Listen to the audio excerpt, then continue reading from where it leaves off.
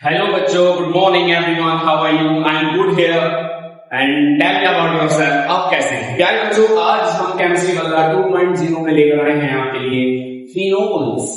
Okay प्यारे बच्चों, phenols की कुछ प्रॉपर्टीज आज हमें यहाँ पर शॉर्ट लिस्टेड करके पढ़ लेनी है और फिनोल के बारे में जान लेना है कि सबसे पहले तो आप ये पता कर लें कि फिनोल बेसिकली है क्या। What is phenol? C6H5OH, this is phenol प्यारे बच्चों। और हमें जो भी बातें करनी है फिनोल्स के बारे में हम आपको बता देना चाहते हैं कि फिनोल्स इलेक्ट्रोफिलिक सब्स्टिट्यूशन रिएक्शन देते हैं, फिनोल्स न्यूक्लियोफिलिक सब्स्टिट्यूशन रिएक्शन नहीं देते। फिनोल्स न्यूक्लियोफिलिक सब्स्टिट्यूशन रिएक्शन तब देंगे जब ये न्यूक्लियोफाइल यहां से सब्स्टिट्यूट हो जाएगा, तभी तो। लेकिन फिनोल यहां से अपने इस न्यूक्लियोफाइल को सब्स्टिट्यूट नहीं होने देगा। क्यों नहीं होने देगा, इसके बारे में हम लोग आज चर्चा करने वाले हैं, बात करने वाले हैं। फिनोल्स मोस्टली केमिकल रिएक्शन जो देता है वो इलेक्ट्रोफिलिक सब्स्टिट्यूशन रिएक्शन देता है। इसके साथ साथ फिनोल्स ऑक्सीडेशन भी कर देता है, इसके साथ साथ फिनोल रिडक्शन भी कर देता है, और भी बहुत सारी प्रोसेसेस हैं। लेकिन सबसे पहले हम क्या करेंगे, बात करेंगे फिनोल्स की इलेक्ट्रोफिलिक सब्स्टिट्यूशन रिएक्शन के बारे में। फिनोल्स इलेक्ट्रोफिलिक सब्स्टिट्यूशन रिएक्शन कैसे देते हैं, आइए इसके बारे में चर्चा करेंगे बड़े अच्छे तरीके से। फिनोल्स देते हैं आपका हैलोजिनेशन। आपको ध्यान होगा इलेक्ट्रोफिलिक सब्स्टिट्यूशन रिएक्शन जो है वो आपकी कितनी है, बेसिकली 4 है। जैसे हैलोजिनेशन है, जैसे सल्फोनेशन है, जैसे क्रिडल-क्राफ्ट एल्काइलेशन या एसाइलेशन है, और जैसे नाइट्रेशन है। 4 टोटल आपके इलेक्ट्रोफिलिक सब्स्टिट्यूशन रिएक्शन है और फिनोल में से वो 4 के 4 इलेक्ट्रोफिलिक सब्स्टिट्यूशन रिएक्शन देता है। उनमें से आपका हैलोजिनेशन भी है, उनमें से आपका क्रिडल-क्राफ्ट एल्काइलेशन एसाइलेशन दोनों आ जाती है, उसी में आपका नाइट्रेशन भी है, उसी में आपका सल्फोनेशन भी है। तो प्यारे बच्चों, हैलोजिनेशन जब करता है फिनोल तो सबसे पहले हम बात करेंगे फिनोल के हैलोजिनेशन पर। और फिनोल जो हैलोजिनेशन देता है वो 2 तरह से देता है प्यारे बच्चों, आइए उसके बारे में बात कर लेते हैं। पहले नंबर पर जब फिनोल को आप एक्वस ब्रोमीन से रिएक्शन कराओगे, ब्रोमीन क्या चेक कर लेना क्या ये हैलोजन है? Yes of course, why not. Fluorine, chlorine, bromine, iodine ये सब हैलोजन्स है। तो प्यारे बच्चों, आपका एक्वस Br है मतलब ब्रोमीन वाटर, एक्सिस अमाउंट में ब्रोमीन वाटर आपको लेना है, यानी कि 3 मॉलिक्यूल्स आपको यहां पर ब्रोमीन के ले रहे हैं। और अब देखते हैं यहां पर क्या बनता है। प्यारे बच्चों, फिनोल जब रिएक्शन करता है तो फिनोल आपका फिनोल ही रहेगा, क्योंकि OH तो वहां से हटने वाला है नहीं, नहीं हटेगा। अब इसके बाद में आपको देखना है अभी क्या होना है। एक्वस आपने Br लिया है तो Br के इलेक्ट्रोफाइल्स से दूसरे इलेक्ट्रोफाइल्स को सब्स्टिट्यूट करने का काम करेंगे। यहां पर H प्लस इलेक्ट्रोफाइल्स को सब्स्टिट्यूट करेंगे, यहां पर भी Br आएगा, यहां पर भी Br आएगा बच्चों।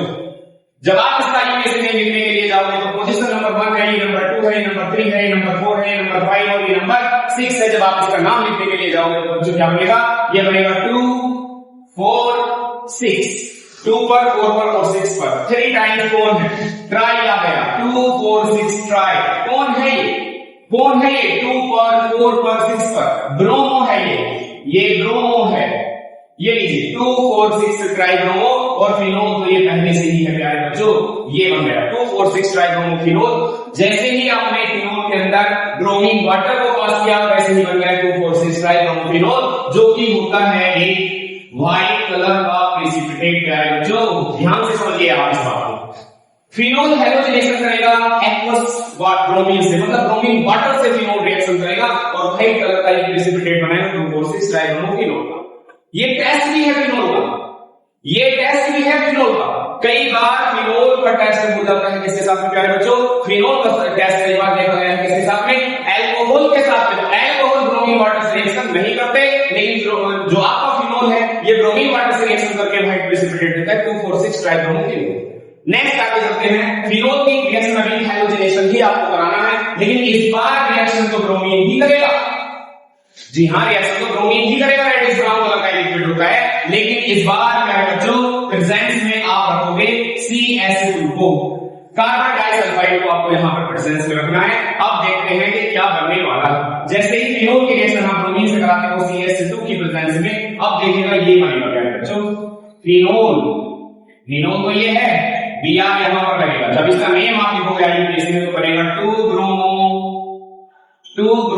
फिनोल। जी हाँ, ये बनेगा 2 ब्रोमो फिनोल 1 ओके। और इसके साथ साथ अभी कुछ और भी बनेगा क्या है बच्चों, ये रहा आपका फिनोल, ये रहा आपका Br।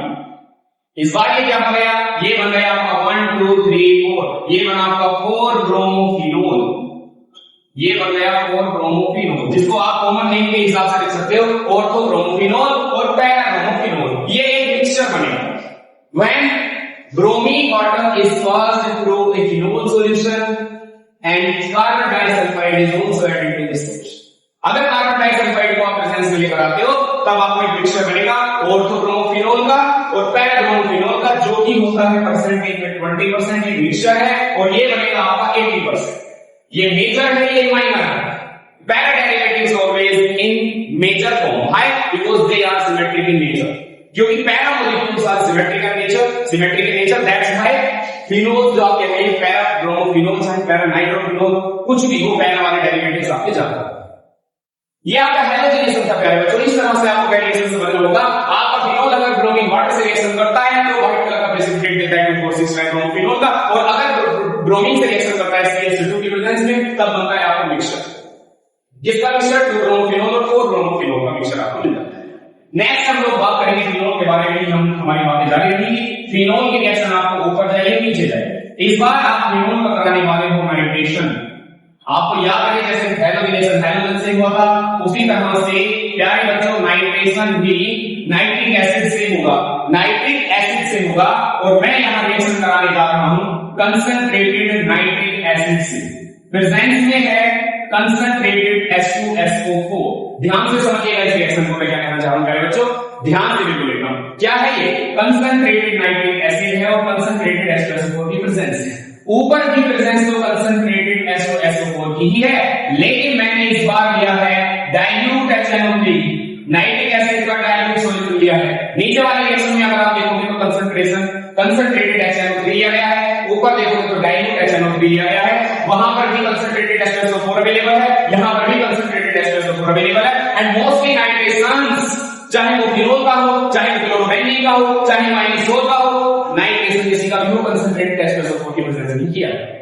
प्यारे बच्चों आइए देखते हैं यहां पर नाइट्रेशन जब आप करने जा रहे हो, फिनोल का नाइट्रेशन आप कर रहे हैं कंसंट्रेटेड HNO3 की प्रेजेंस में। तो प्यारे बच्चों यहां पर कंसंट्रेटेड HNO3 का मतलब आप समझिए मतलब ये है कि HNO3 लार्ज अमाउंट में, HNO3 लार्ज अमाउंट में है, और जब ये रिएक्शन करता है तो क्या बनेगा आइए देखते हैं इसके बारे में। ये रहा फिनोल, ये रहा NO2, ये रहा NO2 और ये भी रहा NO2, क्योंकि NO2 एक इलेक्ट्रोफाइल है और एक इलेक्ट्रोफाइल दूसरे इलेक्ट्रोफाइल H+ को यहां से सब्स्टिट्यूट कर रहा है, that's why reaction electrophilic substitution reaction है। और जब 3 निकल गया तो यहां से -3 H2O हो जाएगा। ये भी यही बनता है, यहां पर भी -3 HBr हुआ था और यहां पर हुआ था ओनली HBr। आप जानते हैं इसका नाम क्या बनेगा? जब आप इसका नाम लिख जाओगे तो बनेगा 2,4,6 ट्राई नाइट्रोफिनोल। आपको पता है आप इसको और क्या कहते हो? आप इसको कहते हो पिट्रिक एसिड। ये बन गया पिट्रिक एसिड प्यारे बच्चों। क्या आपको पता है ये TNP भी है? TNP try nitrophenol. जब फिनोल की केमिकल रिएक्शन है तो कंसंट्रेटेड HNO3 होगी, कंसंट्रेटेड H2SO4 की प्रेजेंस में तो बनेगा ट्राई नाइट्रोफिनोल, 2,4,6 ट्राई नाइट्रोफिनोल, जिसे आप पिट्रिक एसिड कहते हो, जो कि तगड़ा एक्सप्लोसिव है, बहुत तगड़ा एक्सप्लोसिव है। TNP picric acid, don't forget it. कब बनता है TNP और picric acid? It is formed by the nitration of phenol with concentrated HNO3। Next जब हम ऊपर जाएंगे, डाइल्यूट HNO3 आपका वेट कर रहा है, तो इस सिचुएशन में क्या बनना चाहिए? आइए बात कर लेते हैं। यहां पर ये रहा फिनोल, लग गया NO2 प्लस, इसको देखिए आप, ये रहा फिनोल, ये रहा NO2, और माइनस क्या हो जाना है? यहां पर माइनस हो जाना है H2O। ये बन गया है आपका ऑर्थोनाइट्रोफिनोल, और ये बन गया है पैरानाइट्रोफिनोल। प्यारे बच्चों आपको ये समझना होगा, ऑर्थोनाइट्रोफिनोल, पैरानाइट्रोफिनोल, ये भी एक मिक्सचर दे रहा है। कब? जब डाइल्यूट HNO3 से रिएक्शन हो रही है तब, कंसंट्रेटेड H2SO4 की प्रेजेंस में। तो मैंने आपको अभी सिर्फ हैलोजेनेशन और नाइट्रेशन कंप्लीट कराया है, और नाइट्रेशन भी अभी पूरा नहीं हुआ है, क्योंकि एनसीईआरटी में क्वेश्चन सीधे सीधे लिखा हुआ है why separate mixture of orthonitrophenol and paranitrophenol, क्योंकि ऑर्थोनाइट्रोफिनोल और पैरानाइट्रोफिनोल तो एक ही कंटेनिंग वेसल में है, एक ही रिएक्शन वेसल में प्रेजेंट है, दोनों ही ऑर्थोनाइट्रोफिनोल भी और पैरानाइट्रोफिनोल। ऑर्थोनाइट्रोफिनोल और पैरानाइट्रोफिनोल के मिक्सचर को जब हम सेपरेट करते हैं, जब इनको दोनों को अलग करते हैं तो वगैरह भाई सेपरेटिंग के मिक्सचर हो orthonitrophenol and paranitrophenol, then which one will be more steam volatile and high? कौन सा इनमें से स्टीम वाइज वोलेटाइल होगा? क्यों? तो प्यारे बच्चों स्टीम वोलेटाइल ये होगा ऑर्थोनाइट्रोफिनोल। किस लिए होगा? क्योंकि इसके पास में वीक इंट्रामोलिक्यूलर हाइड्रोजन बॉन्डिंग है, वीक इंट्रामोलिक्यूलर हाइड्रोजन बॉन्डिंग है। जबकि आप दूसरे की तरफ जाओगे तो यहां पर स्ट्रॉन्ग इंटरमोलिक्यूलर हाइड्रोजन बॉन्डिंग यहां पर बन जाती है। समझ रहे हैं आप क्या बच्चों? Strong intermolecular hydrogen bonding.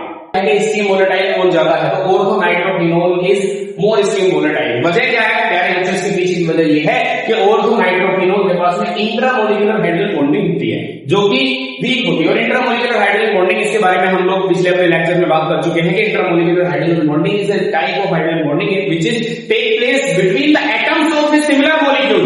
एक ही मॉलिक्यूल के एटम के बीच में वो वाली बॉन्डिंग हो जाती है। ठीक है, ये मॉलिक्यूल है, इसमें ना बॉन्डिंग हो जाएगी, ये वीक होती है। जबकि intermolecular hydrogen bonding is available here bye because of ये दोनों के दोनों काफी दूर है, तो इसलिए यहां पर एक और मॉलिक्यूल ऐड होगा और पैरानाइट्रोफिनोल का एक और मॉलिक्यूल आएगा। इसका ऑक्सीजन और पैरानाइट्रोफिनोल का हाइड्रोजन, जो ये वाला हाइड्रोजन है, ये आपस में जुड़ेंगे तब जाकर के ये बॉन्डिंग होती है और ये स्ट्रॉन्ग होती है। तो प्यारे बच्चों ये स्टीम वोलेटाइल नहीं है, स्टीम वोलेटाइल ये वाला है जिससे ये वोलेटाइल होता है। समझ में आ गया आपको? तो मैंने अभी आपको पढ़ाया क्या पढ़ाया बच्चों? मैंने अभी आपको पढ़ाया है इलेक्ट्रॉनिक सब्स्टिट्यूशन रिएक्शन में से पढ़ाया मैंने आपको नाइट्रेशन और दूसरा पढ़ा है हैलोजेनेशन। अगर आप ब्रोमीन वाटर की रिएक्शन कराते हो तो आपको क्या मिलेगा? प्रेसिपिटेट मिलेगा 2,4,6 ट्राइब्रोमोफिनोल का। और जब आप CH2 की प्रेजेंस में कराओगे ब्रोमीन से तब रिएक्शन क्या मिलेगा आपको? ऑर्थोनाइट्रोफिनोल पैरानाइट्रोफिनोल। प्यारे बच्चों समझ में आया आपके? ये था आपका अभी तक क्या? अभी तक मैंने आपको दो टॉपिक आपके कराए इलेक्ट्रोफिलिक सब्स्टिट्यूशन रिएक्शन में। एक बड़ा ही आपका टॉपिक आता है फ्रीडेल-क्राफ्ट रिएक्शन। समझ रहे हैं आप? और फ्रीडेल-क्राफ्ट रिएक्शन जो होती है वो हमेशा एनहाइड्रस AlCl3 की प्रेजेंस में होती है। एनहाइड्रस AlCl3 की प्रेजेंस में होती है। एनहाइड्रस एल्यूमिनियम क्लोराइड की प्रेजेंस में रिएक्शन होती है प्यारे बच्चों। और आप यहां पर रिएक्शन करा फ्रीडेल-क्राफ्ट और एल्काइनेशन अगर आपको करानी है तो आप CH3Cl से कराइए। एल्काइनेशन रिएक्शन आपको करानी है तो C2H5Cl से कराइए। अगर एल्काइनेशन रिएक्शन आपको करानी है तो C3H7Cl से कराइए। टोटली अल्टीमेटली आपको जो रिएक्शन करानी है फिनोल की वो एल्किल हैलाइड से करानी है। और ये तीनों के तीनों एल्किल हैलाइड से तो हैं। तो आप इन जब तीनों किसी को भी आप ले लीजिए यहां पर, जब आप रिएक्शन कराने के लिए जाओगे प्यारे बच्चों तो आपको फिनोल के साथ ये रहा आपका फिनोल और यहां लग जाएगा CH3। समझ रहे हैं आप प्यारे बच्चों? और इसके साथ साथ आप जब रिएक्शन कराओगे तो इस बार ये बन जाएगा फिनोल और CH3 लग जाएगा यहां, ये बनेगा। और माइनस क्या हो जाना है HCl, क्योंकि ये आपके पास में इलेक्ट्रोफाइल है। ये इलेक्ट्रोफाइल और ये यहां से एक H+ को हटा रहा है, ये यहां से भी हटा रहा है। मिक्सचर बनेगा प्यारे बच्चों। यहां अगर मिक्सचर देखोगे तो ये 80% बना, ये 20% बना। नाम जब आप लिखते जाओगे तो 1 2 3 4 आइए इसमें लिखोगे तो बनेगा 4-मिथाइल फिनोल बनेगा प्यारे बच्चों। और जब यहां पर बनाओगे तो क्या बनेगा? 2-मिथाइल फिनोल बनेगा।